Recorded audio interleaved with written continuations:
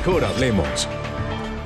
¿Qué tal? Muy buenas noches, bienvenidos, les saluda de nuevo Claudia Palacios. Estamos ya en Mejor Hablemos hoy para conversar sobre prevención del suicidio, a propósito de que esta semana se conmemora el Día justamente de Prevención del Suicidio y de que año tras año en Colombia los casos de suicidio han ido en aumento. Les comparto algunas cifras. Solo en 2017 aumentó en un 10% con respecto al 2016 el número de personas que se suicidaron, y en los últimos 20 años ha habido alrededor de 20.000 suicidios en Colombia. Para hablar de ese tema nos acompaña el doctor Miguel Avilés, que es psicólogo clínico. Bienvenido. Buenas noches. Buenas noches. Y también Alba Reyes, ustedes la recuerdan porque ella es la mamá de Sergio Urrego, un joven que se quitó la vida hace ya 5 años acá en Bogotá y que creó en honor de su hijo la Fundación Sergio Urrego para trabajar en la prevención del suicidio. Alba, bienvenida. Muchas gracias, Claudia. Gracias por tu invitación. Bueno, empecemos hablándoles a las personas que nos puedan estar viendo y que están en una, o que han estado en una situación en que creen que el suicidio es la salida. ¿Qué es lo que habría que decirles a esas personas, doctora Avilés? Yo quiero iniciar con algo que es cómo pedir ayuda. Y es, desde que inicié mi carrera hace un poco más de 20 años, me encontraba con que hoy todavía tenemos unos mitos alrededor de pedir ayuda en la parte psicológica. Siempre nos decían que el psicólogo era para los locos, ¿sí? Para los débiles, porque si tú pides ayuda es porque eres débil, pero además de eso uno no le debe contar los problemas de uno a nadie. Y eso se convierte de alguna forma, ¿sí?, en una situación que promueve de alguna forma situaciones como las que vamos a analizar el día de hoy. Esto desde el punto de vista médico, ¿no? Que es lo que es Sergio. Ahorita desde el punto de vista de una víctima, no sé si es la manera correcta como se debe llamar, pero de una víctima de suicidio, tratándose de su hijo, ¿qué es lo que usted ha aprendido, Alba, que nos puede compartir para esas personas que puedan estar en esa situación? Bueno, Claudia, yo creo que comparto la opinión del doctor en ese momento, porque sí es necesario empezar a educarnos frente al tema, a educarnos a que tenemos que recurrir, a que tenemos que hablar. De hecho, también tenemos que aprender a hablar sobre el suicidio. Hasta hace muy poco tiempo también era un paradigma hablar sobre el suicidio. De hecho, a mí me pasó como mamá. Muchas veces me preguntaban qué decir si Sergio se había suicidado o no. Y yo creo que lo más importante es eso, empezar a tomar como vocero la voz de una persona común y corriente como yo, como mamá, y decirles a las personas que hay que buscar ayuda, que hay que hablar sobre el suicidio, porque precisamente esto también hace que las personas sientan como esa tranquilidad de poder decirlo abiertamente y de poder hablar abiertamente sobre el tema. Pero a ver, evidentemente uno no está en un almuerzo familiar y dice, bueno, vamos a hablar del suicidio hoy, ¿te ha provocado alguna vez? ¿Has tenido? Eso no es como una conversación que llegue a la mesa, más bien es una conversación que cuando sale, porque una persona cercana se ha suicidado, algo así, todo el mundo dice, ay, no, hay que, y como que el tema acaba ahí. ¿Qué hay que hacer en esos casos? Pero creo que hemos avanzado también en comenzar a quitar la estigma del suicidio de alguna forma, como que no queremos hablar del tema, como que el tema tiene que colocarse hoy sobre la mesa, ¿sí? Que podamos expresar una serie de necesidades, y creo que ese es un paso muy importante, quitar esos estigmas, ¿sí? Porque si tú hablas de que en algún momento te estás sintiendo mal por una circunstancia, por alguna razón, y que has pensado, así sea lejanamente, en esta posibilidad, a veces las personas terminan siendo castigadas de alguna forma. ¿Cómo es posible que termines pensando en esto? ¿Cómo es posible que termines llegando a esa conclusión? Y eso lleva a que las personas, más que poder expresar el malestar, terminen guardando esa serie de pensamientos, esa serie de circunstancias y esa serie de malestares de alguna forma. Creo que hoy podemos avanzar, ¿sí?, en poder hablar abiertamente del tema sin necesidad de estigmatizar a estas personas por su forma de pensar, porque puede ser completamente distinta y pueden albergar en el fondo un sufrimiento muy grande. Pero vamos al caso de la reunión familiar. ¿Cómo detecta uno? No sé si Alba nos quiere compartir algo de su caso personal o de las personas con las que usted ya ha trabajado en todos estos años, que hay que hablar de suicidio porque hay algo en ese hijo, en ese hermano, en esa mamá o papá que uno dice, es mejor poner el tema porque esta persona puede estar pensando en suicidio y no me lo está diciendo? ¿Cómo uno detecta eso? Bueno, lo que pasa es que precisamente cuando nosotros hablamos de poder abordar los temas, y este es un tema bastante álgido, y realmente lo que pasa es que cuando nosotros podríamos detectar algo en la familia, sobre todo cuando hay un silencio en la persona, cuando hay una persona que no habla o que no se comunica pues como constantemente con la familia. Esto no quiere decir que no haya una comunicación verbal dentro del núcleo familiar, sino lo que quiere decir es que muchas veces, inclusive hoy en día, los medios, las redes sociales, todo esto ayuda a que no haya una comunicación verbal en familia. Entonces, lo que nosotros como papás y mamás podríamos hacer en dado caso de que tengamos como esa intuición de que algo está pasando, lo primero es buscar, uno, una ayuda profesional, dos, pero ayudar también como a la comunicación, así no sea verbal, con nuestros hijos. Muchas veces no es fácil hacer una comunicación verbal por ciertas circunstancias o porque ellos mismos se encierran en algo como muy hermético, y es difícil a veces entrar a tocar el tema con ellos mismos. Pero no es que tú puedas detectar como fácilmente, como tú dices, en una reunión y poder decir, ah, no, es que mi hijo sí está pensando en suicidarse, porque muchas veces ni siquiera ellos lo hablan. A mí me pasó. O sea, Sergio hablaba abiertamente acerca de qué pasaba cuando una persona podría llegar a suicidarse o cuál es un pensamiento tal vez político, anárquico frente a todo eso, ¿sí? Eso es muy diferente a que tú llegues a tomar la decisión.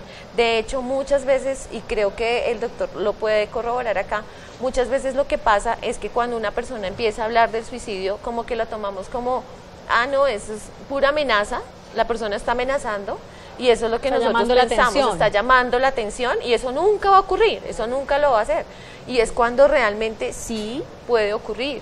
Entonces nosotros sí tenemos que tomar muy en serio, precisamente las cifras hoy en día lo han demostrado, y la OMS lo ha demostrado, medicina legal lo ha demostrado, y el mayor índice de suicidios hoy en día es entre niños, niñas y jóvenes.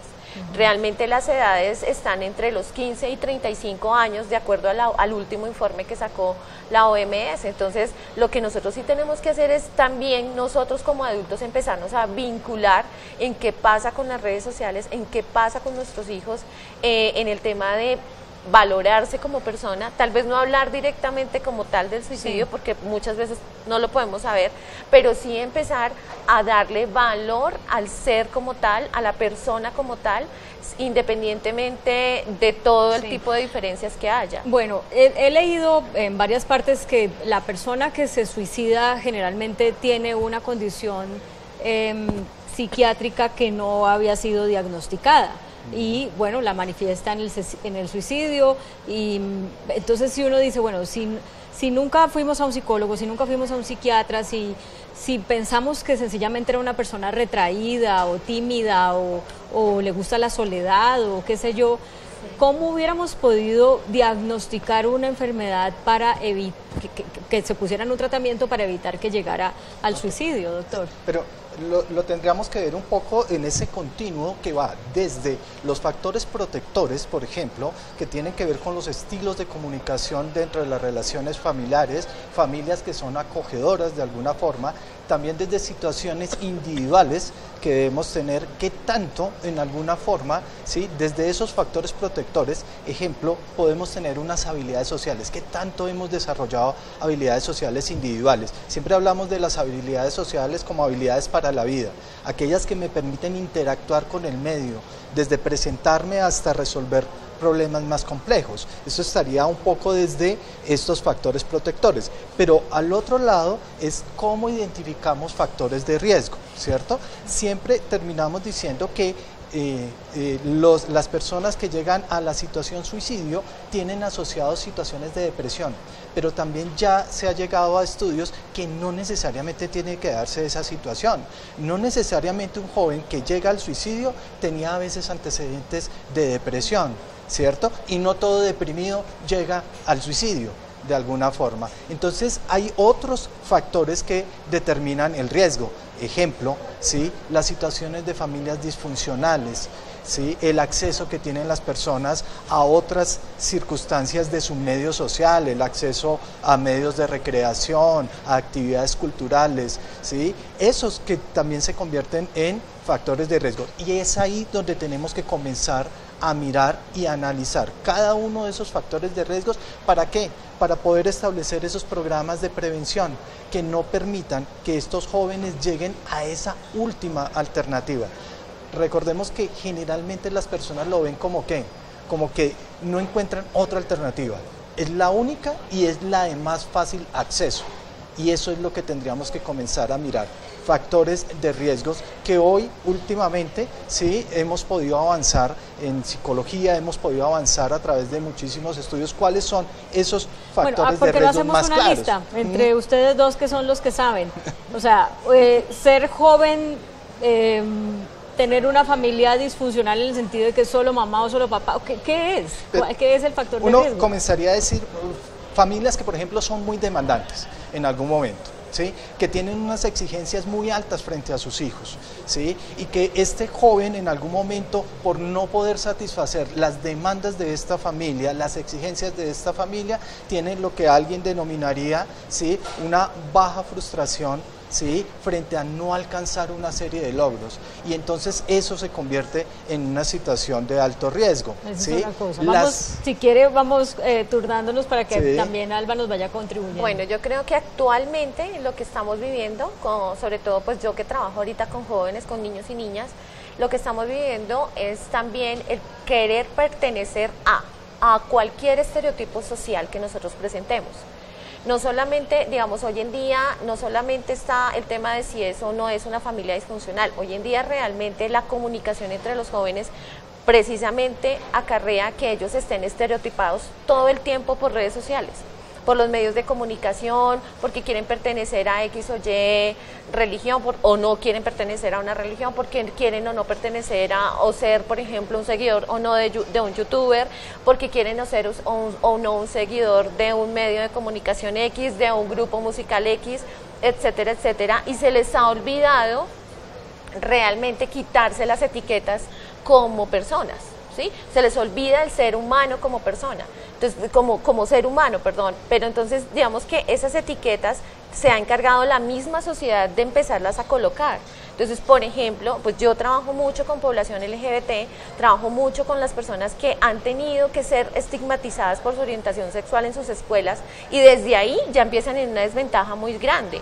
Cuando tú te encuentras con un tipo de discriminación en un colegio, no solamente por tu orientación sexual, sino que adicional a eso tienes, por ejemplo, una discapacidad física, y adicional a eso o perteneces a una raza o un credo diferente y quieres pertenecer socialmente a lo que la sociedad te estereotipa, es ahí cuando empiezan los problemas, donde yo quiero pertenecer a y la sociedad no me lo permite. Entonces yo pienso que es muy importante hoy en día darle valor a los niños, a las niñas y a los jóvenes, y también hablarles mucho más sobre cómo fortalecerse como seres humanos. O sea, que si no son aceptados no tiene que armar un lío por eso. Exacto. Esa sería una recomendación. Sí. Otra, doctor. Hay cosas de esas que son muy importantes y que tienen que ver con las habilidades individuales que podemos tener. En mi práctica profesional yo termino encontrándome la dificultad de las personas, desde niños hasta adultos, para poder expresar lo que uno siente de alguna forma, y es esa expresión de sentimientos. Primero, que las personas ni siquiera lo identifican. ¿Qué es lo que tú estás sintiendo? Temor, rabia, tristeza, decepción, frustración. ¿Qué es lo que tú identificas? Pero que además lo pueda expresar, que tenga el entrenamiento para poderlo expresar. Pero perdóneme un momento, hay personas que desde jóvenes, desde muy niñas son, por ejemplo, no sé, solitarias, ¿verdad? Y crecen y toda la vida son así, y en algún momento se sienten solas, pero dicen, pues esa es mi personalidad, ¿no? Sí. O hay personas que, por ejemplo, son... no sé, tienen una característica que creen que es de su personalidad, pero no la identifican como algo que para ellas mismas puede ser un factor de riesgo. Entonces, ¿cómo hacen? Pero mira que aquí cuando uno comenzamos a hablar de eso, que serían rasgos de personalidad, que se mantienen en el tiempo y que son conocidos por las personas que están, ¿sí?, en ese entorno de alguna forma. Porque fíjese que una de las cosas que terminamos siempre diciendo es cuál sería la forma de poder identificar que una persona puede estar teniendo un comportamiento inusual. Cuando hay un cambio, ¿qué? Un cambio drástico en su comportamiento. Si definitivamente yo sé que era una persona muy abierta, que compartía mucho, pero de aquí hubo un momento en el cual la persona comienza a dejar de hablar, comienza esos silencios prolongados, es cuando yo terminaría diciendo, venga, acá está pasando algo, ¿cierto? Pero ¿qué son esos cambios? Repentinos, bruscos y que deben de ser, ¿qué? Foco de atención de ese círculo social, de esa red de apoyo social, familiar y en últimas de quiénes, de quienes estamos al frente de esto que son los profesionales en salud mental. Seguimos en Mejor Hablemos, este programa dedicado a la prevención del suicidio. Para eso estamos hablando con Alba Reyes, la mamá de Sergio Urrego. Por cierto, Alba, tiene una fundación en nombre de su hijo que ya tiene 5 años. 3 años. 3 años la fundación. Años, sí. Y ahorita está dedicada 100% a la fundación, o sea, cambió su vida después de la pérdida de su hijo. Uy, sí, Claudia, totalmente. Realmente le hice el lanzamiento oficial este año, pero yo vengo trabajando desde el primer año de fallecido Sergio. Tomé la decisión de que había que hacer algo para que casos como el de Sergio no se repitieran. Y hoy en día puedo decir que sí, estamos dando apoyo psicológico a los niños que se encuentren y que nos busquen en crisis. Y adicional a eso también estamos dando un respaldo jurídico en caso tal de que así se requiera también. Ya, ¿cuáles son los casos que más llegan a la fundación? Uy, ¿Cuál es mira, el perfil de las personas que están buscando ayuda?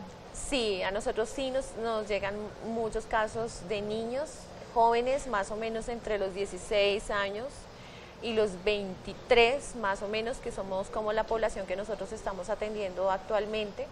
Y eso hace que, y desde el caso de mi hijo, yo empecé a pensar en que es necesario, nosotros en Colombia pues tenemos una línea de atención que es la línea general, que es la 123, que fue la que atendió el caso de mi hijo, y que realmente de acuerdo a todo lo que yo he estudiado de ahí en adelante, estuve también ahorita en Washington como innovador social en toda la parte de derechos humanos con la población LGBT, y estuve en Nueva York trabajando también con varias organizaciones, aprendiendo de estas organizaciones, y allí es donde nos dimos cuenta que por lo menos hay una línea de atención en Estados Unidos que atiende casi 40.000 llamadas en temas de prevención al suicidio, donde realmente al año. Al año. Sí. Entonces es ahí donde vemos que realmente este no es un problema de Colombia, es un problema a nivel mundial que sí se presenta, que realmente las cifras lo demuestran, que sí está latente y que tenemos que hacer algo para ello. Nosotros estamos trabajando en una línea de atención en prevención para los niños, niñas y jóvenes. Para prevención del suicidio. Doctora Vilés, la pregunta que yo hacía antes de comerciales es, ¿esto es algo que está como en el chip de la persona y que si es un suicida, pues la posibilidad, así se le trate, de que se suicide, va a estar ahí por el resto de su vida? Lo que tenemos que tener claro es que la conducta suicida es multifactorial, o sea, no obedece a un solo factor, ¿sí? Generalmente, lo que decíamos, lo intentan relacionar exclusivamente con depresión, pero no tiene que ver con esto únicamente, tiene que ver con toda la historia de vida de la persona, con todos esos factores sociales, culturales, ¿cierto?, que en algún momento se llegan a tener, pero también, como lo estamos planteando acá, con la posibilidad y el acceso que se tenga para tener la ayuda necesaria en el momento adecuado y que lo pueda tener. Pero, digamos, lo que planteo es cuando una persona le da cáncer y lo tratan por el cáncer, en algún momento, si le va bien el tratamiento y demás, dice, bueno, su cáncer está en remisión y se considera ya como que estuviera curado, ¿verdad? Claro, le puede volver años después o al poco tiempo. En el caso de las personas que se les identifica un comportamiento suicida y entonces van al psicólogo, al psiquiatra o se les dan medicamentos y demás, si la familia siente que ya superó esa etapa, puede decir, listo, esto es como cuando uno tiene gripa, se le quitó y bueno, no vuelve, pero o es como si se hubiera curado de un cáncer que de pronto puede siempre volver.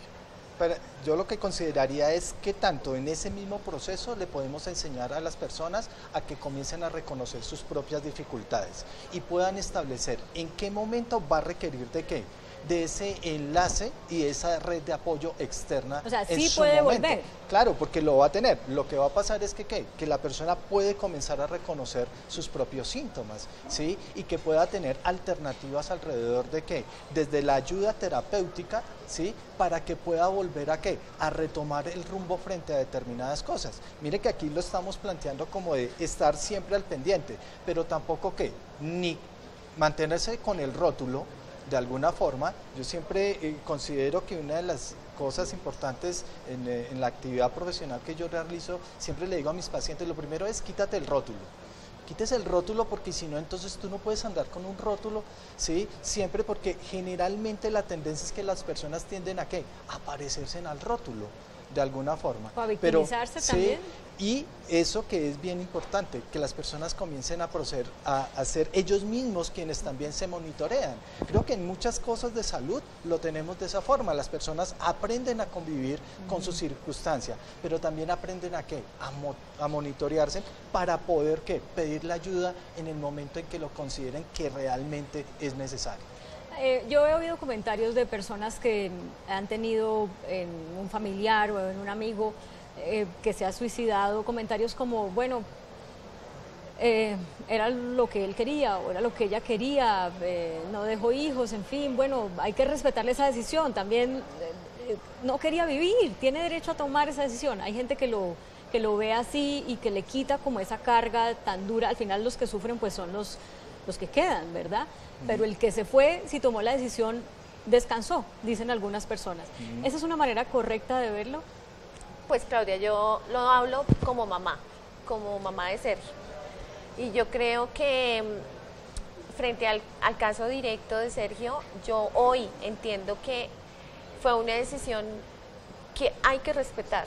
Y sí hay que respetar ese tipo de decisiones porque ahí ya nosotros no podemos, digamos que, entrar a qué quería como tal la persona, como no tanto hablar como tal de descansar, sino cuál era su ciclo de vida en ese momento, para qué y por qué suceden las cosas. Hoy en día yo entendí que de pronto Sergio toma esta decisión muy políticamente, realmente fue un hecho muy político para mí, para nosotros, y después de haber estudiado el caso, inclusive por el estudio que le hizo Medicina General, porque él fue una de las personas que nunca entró en crisis ni nunca entró en depresión. Entonces, digamos que fue algo que realmente siento como mamá, que fue muy premeditado, fue muy analizado, buscó ayuda por todos los medios, ante todos los entes, buscamos ayuda gubernamental de ICBF, de Secretaría de Educación, y no hubo como un enlace en eso. Y tal vez fue el único hecho que él encontró real para poder como levantar su voz. Eso es lo que yo siento hoy como mamá, por eso lo hablo personalmente, no podemos generalizar porque este es un tema bastante delicado, pero lo que sí creo y lo que le puedo decir, por ejemplo, a los papás que han pasado por estos momentos, que sé que como seres humanos es muy difícil, pero que realmente cuando entendemos que la persona tomó una decisión, esa decisión sí hay que respetarla. O sea, nosotros no podemos llevarnos una carga de una persona toda la vida de haber tomado esa decisión o echarnos la culpa, porque eso genera hacia dentro de la familia también muchas más cosas, ¿sí? Entonces, a mí me parece que el tomarlo como de que hay que respetar esta decisión es como hoy en día de pronto como médicamente, como digamos que hablando de la eutanasia, hablando de todo lo que hoy en día también podemos hablar frente a las personas terminales que están sufriendo, que toman su decisión, de que hoy en día podemos firmar nosotros un consentimiento de que si llegamos a una enfermedad así, podemos tomar la decisión de que no queremos continuar. Sí. Yo creo que eso es algo respetable, entonces yo sí pienso que llega un momento en que es respetable. Y segundo, sí, frente a la pregunta que hacías, si puede ser curado o no, me parece que hay momentos en los que sí, nosotros yo te lo digo porque hemos logrado bajar las crisis, es más bajar las crisis en el momento que es, por eso es tan importante hablar con la persona cuando está en la crisis. No hay que esperar ni 5, ni 10, ni 15, ni 20 minutos o esperar hay que bajar la crisis en ese momento para poder continuar con un apoyo terapéutico y poder... Se me acabó el tiempo, Alba, pero doctora Avilés, tengo como 30 segundos para un mensaje final.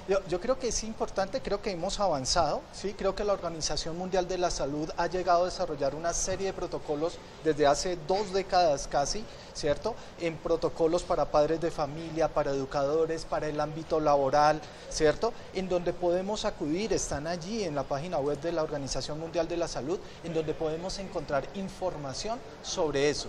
¿Qué hacer y qué no hacer en situaciones que están relacionadas con suicidio? Y lo último, cualquier circunstancia debe ser valorada de forma muy importante, ¿sí? No podemos dejar de lado cualquier información, cualquier comportamiento que pueda tener, ¿sí? Tanto adolescentes como adultos. Y eso que estábamos hablando, la importancia también de ¿qué? De acompañar a los que se quedan, a los que están acá, ¿sí? Porque ellos también van a tener que vivir ese proceso, ese duelo frente a la circunstancia. Bueno, les agradezco mucho. Él es el doctor Miguel Avilés, psicólogo clínico, y Alba Reyes, la mamá de Sergio Urrego y ahora directora de la Fundación Sergio Urrego. Muchas gracias por acompañarnos. Gracias, muchas gracias. A ustedes también, muchas gracias. Los dejamos como siempre con el adelanto de las caricaturas que serán publicadas mañana en El Tiempo Impreso y en eltiempo.com. Que tengan feliz descanso.